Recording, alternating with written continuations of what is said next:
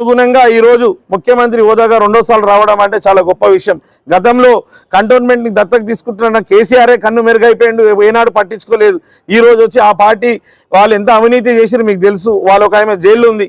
ఇప్పుడు అదే మాదిరిగా పరిస్థితి కూడా ఇక్కడ కూడా చాలా మంది ఎవరైతే డబుల్ బెడ్రూమ్లో స్కాములు చేసిరో వాళ్ళు కూడా అతి తొందరగా ఖచ్చితంగా జైలు పోతారని మీడియా ద్వారా మీకు అందరికీ హెచ్చరిస్తున్నారు.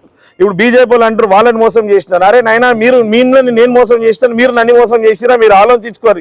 కూడా నేను పోటీ చేస్తే బీజేపీలే బీఆర్ఎస్ కోటేయాలని చెప్పారు. మళ్ళీ ఇప్పుడు పోటీ చేసి అదే పని చేస్తారనేసి నాకు అన్యాయం, మా ప్రజలకు అన్యాయం అయితే ఉద్దేశంగానే నేను ఈరోజు కాంగ్రెస్ పార్టీలో జాయిన్ అయినా. ఇప్పుడు ఎవరికైనా డబ్బులు ఇచ్చిరా, ఎవరైనా డబ్బులు తీసుకురా అని మీరు చూపించండి. ఒక్కటే సాయన కూతురికి ఎవరికైతే టికెట్ ఇచ్చారో టికెట్ డిక్లేర్ చేయక ముందే వారికి ఇస్తున్నారని చెప్పినప్పుడే అనేక మంది బీఆర్ఎస్ కార్యకర్తలు నాయకులు అపోజ్ చేసిరు ఆమె క్యాండిడేచర్ని.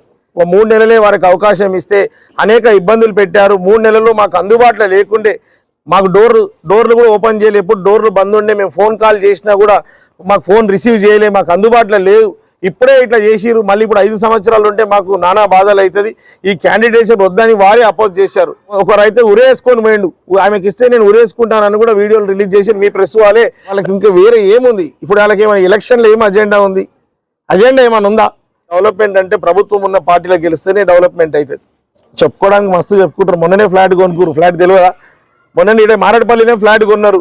అంద సానుభూతి గురించి ఎప్పుడు ఏమి లేదు విధంగా వాళ్ళు చూపిస్తున్నారు. కానీ వాళ్ళకి ఎన్ని ఫామ్ హౌస్లు ఉన్నాయి, ఎన్ని ల్యాండ్స్ ఉన్నాయి అందరికి తెలుసు. ఇక మనకు వాళ్ళ పర్సనల్ లైఫ్లో పోదు కాబట్టి మేము పోతలేము. వాళ్ళకి అనేక ఆస్తులు ఉన్నాయి. వీడియోలు కూడా బయట రిలీజ్ అయింది, వైరల్ అయింది. వాళ్ళు డబుల్ బెడ్రూమ్లు పేదలు ఇల్లు లేని వాళ్ళకి ప్రభుత్వం ఇస్తే దాన్ని అమ్ముకున్న ఘనత వారిది. డబుల్ బెడ్రూమ్లు వాళ్ళ చుట్టూ తిరిగిన వాళ్ళకి వచ్చింది, పైసలు ఇచ్చిన వాళ్ళకి వచ్చింది, కానీ నిజంగా అరుణ ఇవ్వలే అని చెప్తారు. వాళ్ళ మీద అంత అవినీతి ఆరోపణలు ఉంది కాబట్టి ఆ దారిలో ప్రజలు వెళ్తారనేసి ప్రజలని డైవర్ట్ చేయడానికి ఇవన్నీ పిచ్చి పిచ్చి ఆరోపణలు.